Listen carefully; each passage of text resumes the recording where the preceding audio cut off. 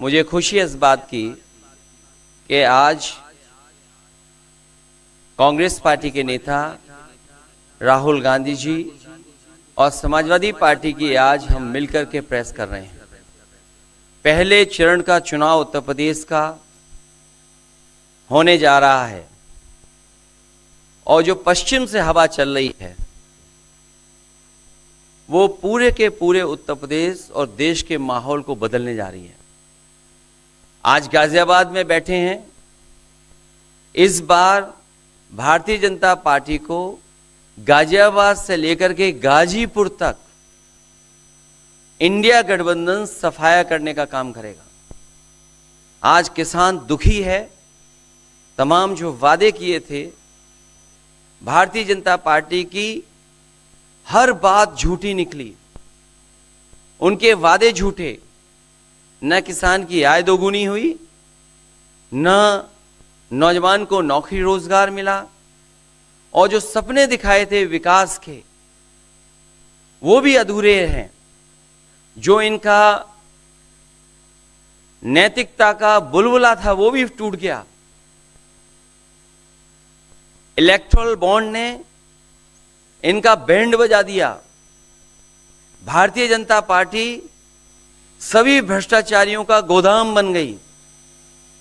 न केवल भ्रष्टाचारियों को ले रहे हैं, बल्कि भ्रष्टाचारियों ने जो कमाया है उसको भी अपने साथ रख रहे हैं। जहां उत्तर प्रदेश देश का सबसे बड़ा प्रदेश है, डबल इंजन की सरकार में जो दावा करते रहे डबल इंजन, उनकी होर्डिंग देखिए आप कि अब डबल वहां पर नहीं दिखाई देते हैं, अकेले दिखाई दे रहे हैं। इनके प्रत्याशी होर्डिंग से गायब हैं और चुनाव के बाद होर्डिंग पे जो अकेले हैं वो भी गायब हो जाएंगे और सफाया होने जा रहा है।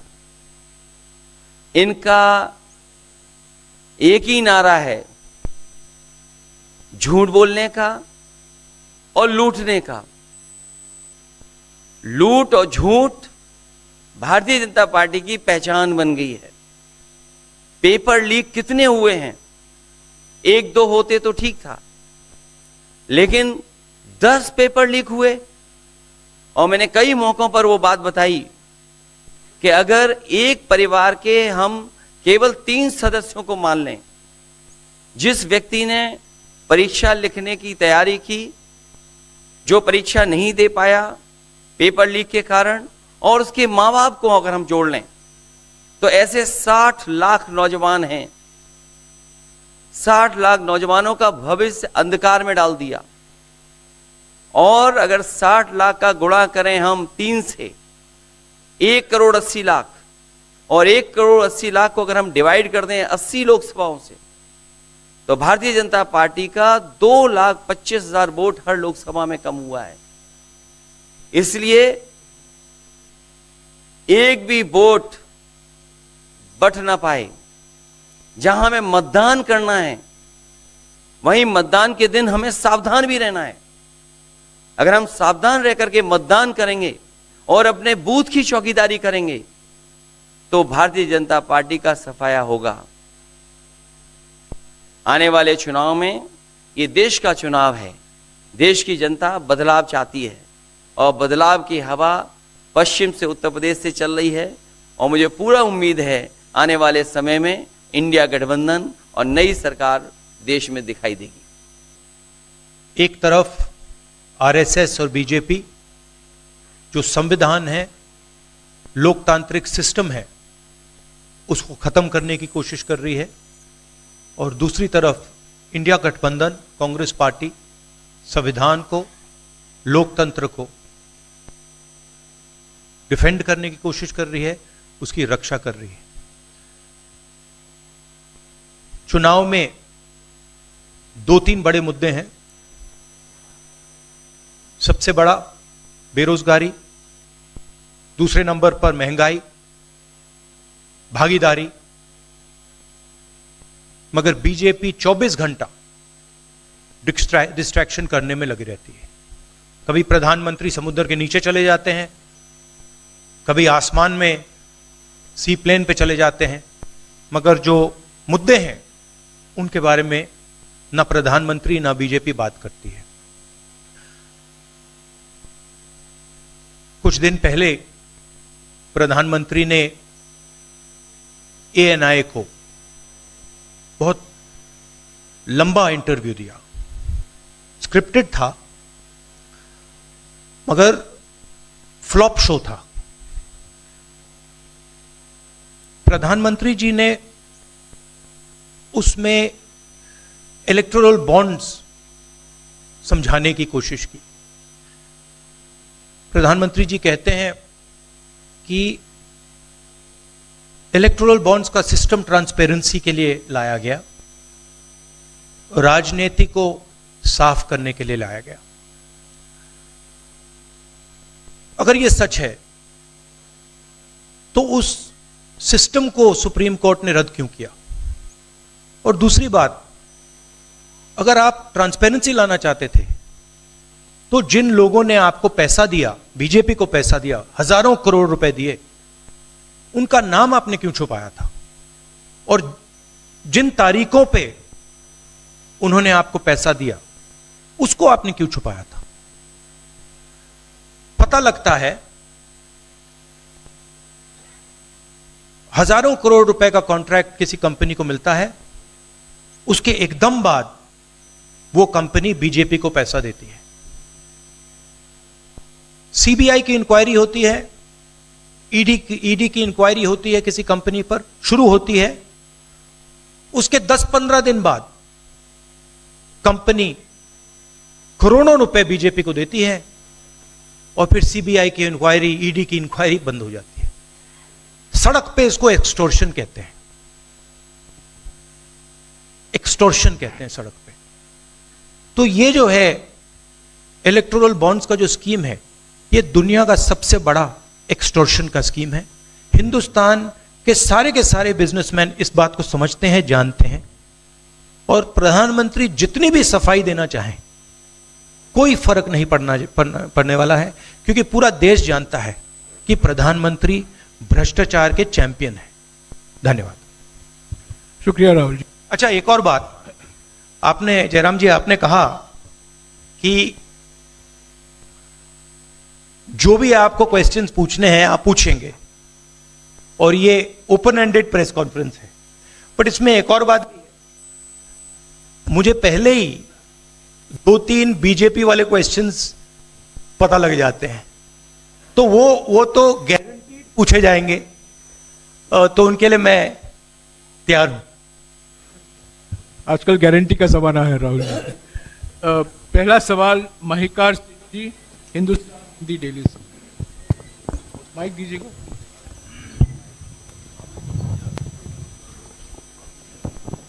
राहुल जी, स्वागत है आपका।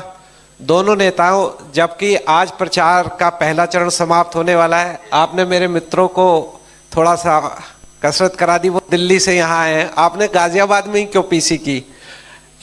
यूपी और दिल्ली छोड़ के गाजियाबाद में पीसी हो रही है। दूसरा सवाल ये है राहुल जी से कि लोग तो गुजरात छोड़कर पीएम बनने के लिए बनारस आते हैं, आप बाय नाइट चले गए, तो क्या अमेठी या रायबरेली से आप लड़ेंगे? ये बीजेपी वाला क्वेश्चन है, ये पत्रकार का सवाल। पहले ही opening ball BJP question. Very good, शाबाश।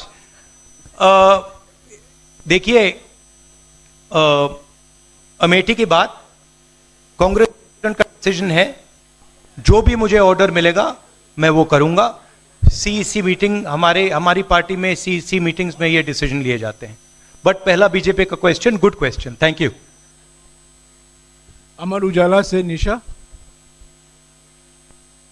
आप थोड़ा शांत हो जाइए यहाँ प्लीज। बहुत बहुत स्वागत है। मेरा सवाल आपसे ये है कि यूपी में न केवल यूपी में बल्कि पूरे देश में इस बार कांग्रेस ने अपने बहुत कम प्रत्याशी 268 अभी तक सामने आए हैं, और यूपी में तो 80 सीटों के मुकाबले केवल 17 सीट हैं। ऐसा क्यों? क्या ऐसा मान के चल रही है कांग्रेस कि आप कमज़ोर चल रहे हैं, या यूपी में कमज़ोर है कांग्रेस इसलिए सपा या आपके गठबंधन बाकी सहयोगी पार्टी सीट नहीं देना चाह रही हैं? नहीं, हमने डिसीजन लिया है कि इंडिया गठबंधन चुनाव लड़ेगा और हमने सीट शेयरिंग की है और ओपन माइंडेड तरीके से दिल खोल के हमने सीट शेयरिंग की है। हम चाहते हैं कि थोड़ी सी हम फ्लेक्सिबिलिटी दिखाएं और ओपन माइंडेड तरीके से हम चुनाव लड़ें, इसीलिए हमने स्पेस हम अपने पार्टनर्स को दी है, बट इसका कोई कमजोरी का मतलब नहीं है। पीटीआई से अनवर। राहुल जी, मेरा सवाल आपसे है कि पिछले बार जो आप दोनों लोगों का गठबंधन था वो सफल नहीं हो सका उत्तर प्रदेश में। एक बार फिर आप लोग साथ आए हैं और प्रधानमंत्री ने पिछले दिनों कहा कि ये दो लड़कों की फ्लॉप फिल्म है जो इस बार भी फ्लॉप होगी। तो आगे आप क्या उम्मीद कर रहे हैं इस गठबंधन से? उत्तर प्रदेश में कितनी सफलता मिलेगी और कितनी सीटों की उम्मीद है इस बार आप लोगों को? देखिए, मैं सीट्स का प्रेडिक्शन तो नहीं करता हूं, जनरल बात कह सकता हूं कि 15-20 दिन पहले कि 180 से 180 तक जाएंगे, अब मुझे लग रहा है 150 तक जाएंगे। हर स्टेट में हमें रिपोर्ट मिल रही है कि हमारा चुनाव इंप्रूव कर रहा है और अंडर करंट है। जहां तक गठबंधन की बात है, यूपी गठबंधन की बात है, बड़ा पावरफुल गठबंधन है और बहुत अच्छा परफॉर्मेंस होगा हमारा उत्तर प्रदेश में। दैनिक जागरण से आदित्य त्रिपाठी। आप दोनों का बहुत बहुत स्वागत है। मेरा प्रश्न यह है कि उत्तर प्रदेश में एनडीए गठबंधन रोकने के लिए आपकी क्या रणनीति है? सॉरी, क्या? उत्तर प्रदेश में एनडीए गठबंधन को रोकने के लिए आपकी क्या रणनीति है, आप दोनों लोगों की? उत्तर प्रदेश में नेशनल लेवल पे मैं आपको हमारा फाउंडेशन बता देता हूं और वही आइडियाज हम उत्तर प्रदेश में भी चलाएंगे। देखिए, पिछले 10 सालों में नरेंद्र मोदी जी ने नोटबंदी करके, गलत जीएसटी लागू करके और जो बड़े बड़े अरबपति हैं, अदानी जी हैं, उनका पूरा सपोर्ट करके जो रोजगार पैदा करने का सिस्टम था उसको उन्होंने खत्म कर दिया है। तो सबसे पहला काम जो रोजगार हिंदुस्तान के युवाओं को मिलना चाहिए उसको एक बार फिर स्ट्रेंथन करने का है। उसके लिए हमने अपने मैनिफेस्टो में 2-3 आइडियाज दिए हैं। एक आइडिया रेवोल्यूशनरी आइडिया है,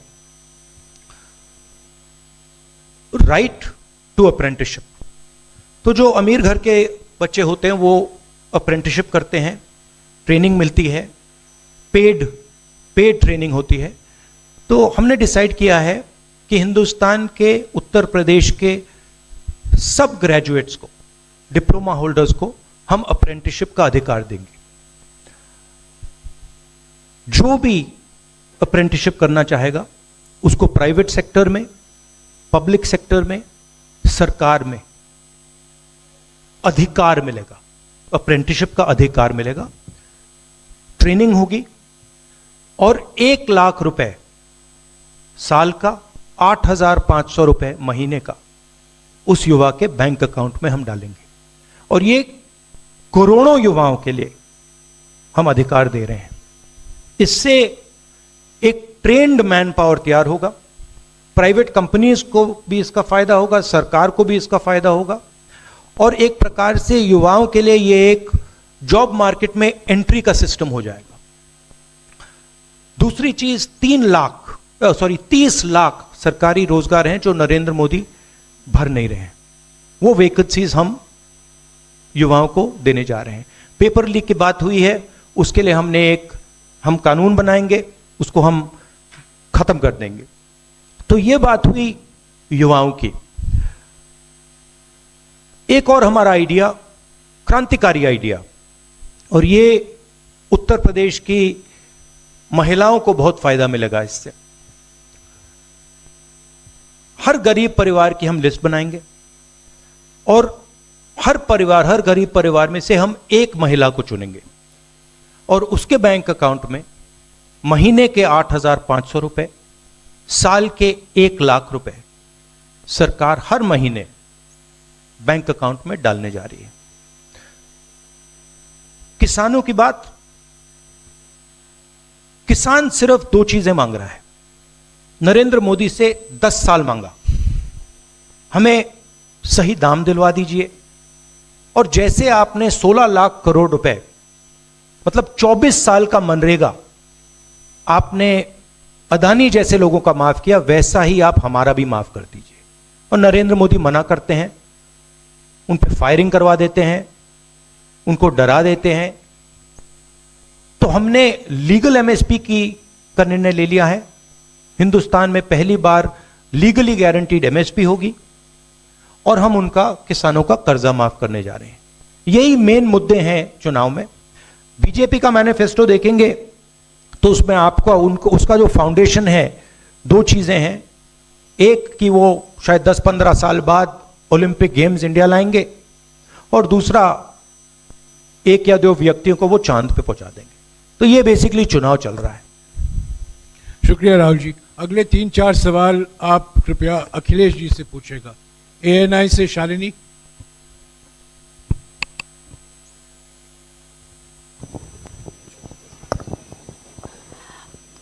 पहला सवाल राहुल जी से है। अखिलेश जी से पूछेगा प्लीज। उन्होंने कृपया लगा दिया, इसलिए अब हमसे पूछिए। दोनों से पूछूंगी सर। पहला सवाल राहुल जी से है, जैसे कि पीएम ने कहा है कि मैं देश बचा रहा हूं, लेकिन इंडिया अलायंस जो है वो परिवार बचा रहा है, इस पर क्या कहेंगे सर? और जो दूसरा सवाल, सेकंड बीजेपी क्वेश्चन। सर दूसरा जो सवाल है मेरा वो ये है, जादूगर कहा है उन्होंने राहुल जी को, और उन्होंने कहा है ANI को, जो अब इंटरव्यू दिया उसमें बोला कि ऐसा कौन सा जादू है कि एक झटके में गरीबी मिटा सकते हैं। मैं जानना चाहता हूं ऐसा कौन सा जादू है कि एक झटके में गरीबी मिटाई जा सकती है। तो ये मेरा सवाल दोनों से है। नहीं, दोनों से है। मैं धन्यवाद देता हूं, आप लोगों ने सवाल पूछे। हालांकि कुछ सवाल आपने राहुल जी से पूछे थे। एनडीए को पीडीए हराएगा, एनडीए को पीडीए हराने जा रहा है, एनडीए को पीडीए हराने जा रहा है। और जहां तक सवाल परिवारवाद की बात है, आज नवरात्र है, आज शुभ दिन है। भारतीय जनता पार्टी के लोग संकल्प लें कि ना किसी परिवार वाले को टिकट देंगे और ना किसी परिवार वाले से वोट मांगेंगे। और गाजियाबाद में कार्यक्रम इसलिए किया है क्योंकि हम दोनों लोगों ने संकल्प लिया है। वो तो इंडिया गठबंधन का नाम भी ठीक से नहीं ले पाते हैं। INDIA तो इंडिया होता है, इंडी कब से हो गया? यहां से सफाया होगा गाजीपुर तक। जो 14 में आए थे वो 24 में चले जाएंगे, और यूपी वाले स्वागत भी अच्छा करते हैं। और इस बार तो ढोल नगाड़ा और सब कुछ की तैयारी है। इस बार विदाई भी बहुत शानदार होने जा रही है। Times Now Bharat, Ranjita. अखिलेश जी से। जो आपने जो गरीबी को एक झटके में मिटाने की बात की, देखिए ये कोई नहीं कह रहा है कि गरीबी को एक झटके में मिटाया जाएगा। हम ये कह रहे हैं कि गरीबी को गहरी चोट पहुंचाई जा सकती है, और तरीके मैंने आपको बताए हैं। नरेंद्र मोदी जी ने पूरा का पूरा फोकस 22 लोगों पे किया है, 22-25 लोगों पे किया है। आज की सच्चाई है कि 22 लोगों के पास उतना धन है जितना 70 करोड़ लोगों के पास है। गरीबी का यह भी कारण है कि नरेंद्र मोदी जी ने सारा का सारा धन कंसंट्रेट कर दिया है, 20-25 लोगों को पकड़ा दिया है। मैं जाति जनगणना की बात कर रहा हूं, और मैंने ये बात बहुत बार उठाई है। भागीदारी की बात होती है।